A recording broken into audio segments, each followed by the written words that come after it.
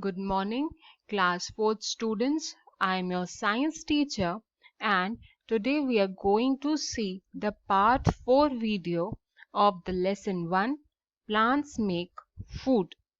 This is the last part for our chapter number 1. So let's see the video. The objectives of the video are to study about the flow of energy in the living organisms. Then we'll study about the food chain. Then we'll see the interdependency of the plants and animals. We'll also study about the balance in nature. And at the end of the chapter, we'll see the hard words related to the chapter. Now let's see the video ahead. Flow of energy in living organisms. Students, we all have studied that we get our energy, human beings get the energy from the food we eat. Similarly, we have seen that plants get energy from the food they make through the process of photosynthesis. Yes, we have seen photosynthesis in the last videos, where green leaves of the plants collect the sunlight and carbon dioxide from the air and prepare the food for them. Okay, and then some herbivore animals, the animals that eat plants, take their food from the plants.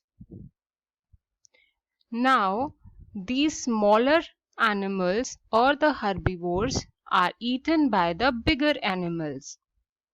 These bigger animals who eat the smaller ones are termed as the carnivores.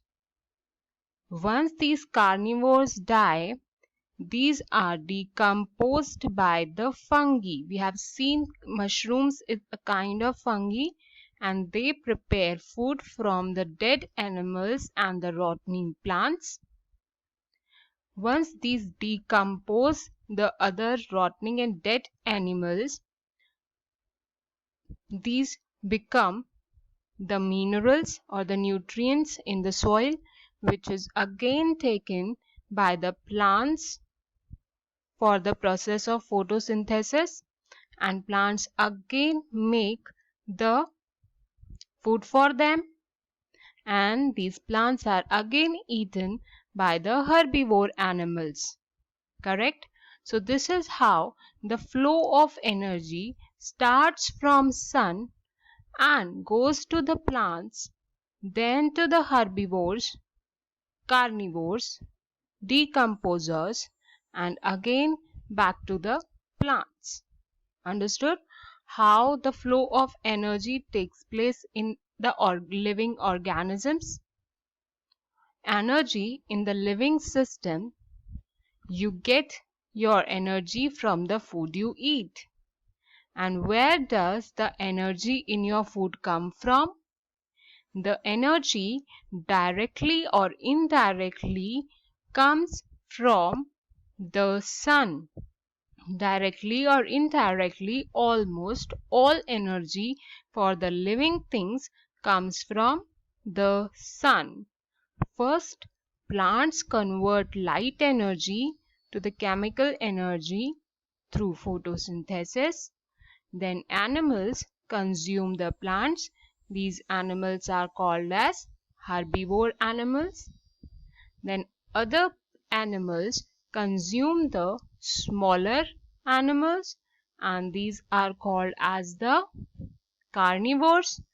And once the carnivores die, the decomposers give all the nutrients to the soil, which is again taken by the plants. This is how the flow of energy takes place. Okay, let's move ahead to the next topic. The next topic is food chain. The flow of energy in the living organisms which we have seen in the earlier slide today, that how the flow of energy takes place. This flow of energy in the living organisms is called as the food chain. The passing of food or energy from one animal to the other is termed as the food chain. Almost all the food chains start from the sun only. Plants make their food by the process of photosynthesis. So they take the sunlight. Once they make their food, these are eaten by the plants, are eaten by the herbivore animals. For an example, here grasshopper. This grasshopper eats the plants. Then in the second step, the grasshopper is eaten by this mouse. Again, this mouse is eaten by the snake, and this snake is eaten by or is the food for the hawk. Okay, the snakes and hawks are the enemies of each other. So after dying, these hawks or birds are decomposed by the decomposers and give the nutrients to the soil. These nutrients are again taken by the plants from the soil. This is how this chain continues. Okay, this is called as the food chain because here food is passing from one step to the other step, or the food is passing from one animal to the other animal. Okay, so plants use sunlight along with the water and carbon dioxide to make the food.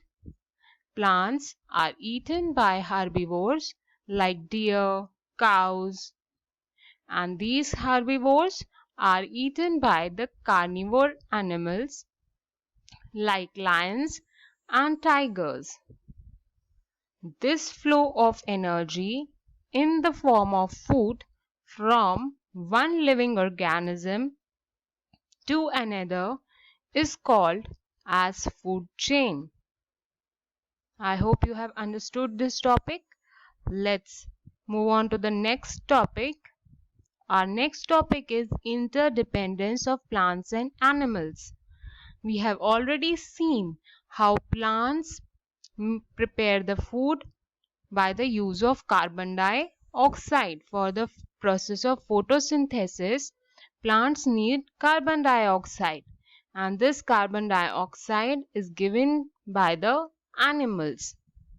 Okay, so these animals release carbon dioxide which is taken by the plants to prepare their food, and at the end of photosynthesis the plants give out a lot of oxygen.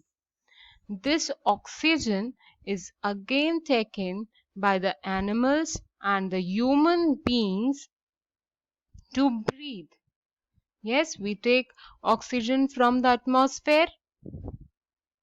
So this is how plants, animals, human beings are interdependent on each other, because animals release carbon dioxide which are taken by the plants, and plants release oxygen which is again taken by the animals and human beings from the atmosphere. Plants and animals depend on one another for their survival. Plants give food to eat and oxygen to breathe to the animals, and animals breathe out carbon dioxide which is used by the plants to make their food. Understood how the plants and animals depend on each other? So it is very important to maintain a balance in nature, maintain the balance of animals and plants. A balance between the number of plants and animals is necessary in the nature. If the number of animals increase or decrease suddenly, what will happen? If the number of animals increase, there would be less oxygen given by the plants. Plants will not be able to give oxygen to all the animals if the number of animals increase. Okay, similarly, if the number of plants increase in number, animals will not be able to release the carbon dioxide for all of them. So some of them may die because they will not be able to make the food for them because they need carbon dioxide and the animals are not able to give them the carbon dioxide as they need. Okay, so it is very important that we maintain the balance of animals and plants in the nature. So it is important for us to save the animals and to plant the trees on the earth. So it will be understood the balance in the nature. If the number of animals increase or decrease suddenly, it will be difficult for the plants to supply enough food and oxygen to the animals. And if the number of plants increase or decrease suddenly, it will be difficult for the animals to supply enough carbon dioxide to all the plants. To maintain this balance, we need to protect both plants and animals. Understood? So, these are now the hard words related to the chapter. Photosynthesis. The process of preparation of food by green plants in the presence of sunlight is called as photosynthesis. Stomata. The tiny openings on the underside surface of a leaf is called stomata. Chlorophyll. The green pigment present in leaves that makes them green is called chlorophyll. Bleaching. The removing of green color of the leaf is called bleaching. The decolorization of the leaf is called as bleaching. We put the leaf in the alcohol and boil it so that all the green color goes. So that is called as the bleaching, removing the green color of the leaf. Food chain. Flow of energy in the form of food from one living organism to another is termed as food chain.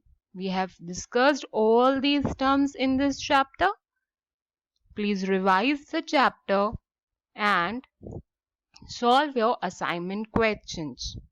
The first question is, what is food chain? Explain with example. Second question, why it is important to maintain balance between plants and animals? Define the terms. Question number 3. First, stomata. Second, chlorophyll. Third, bleaching. Fourth, photosynthesis. Question number 4. Identify the following and tell how they make their food. So you have to identify both the pictures and tell us how they make their food. Thank you. We'll start a new chapter from next video, and I hope you are doing your homeworks in your notebook. Thank you.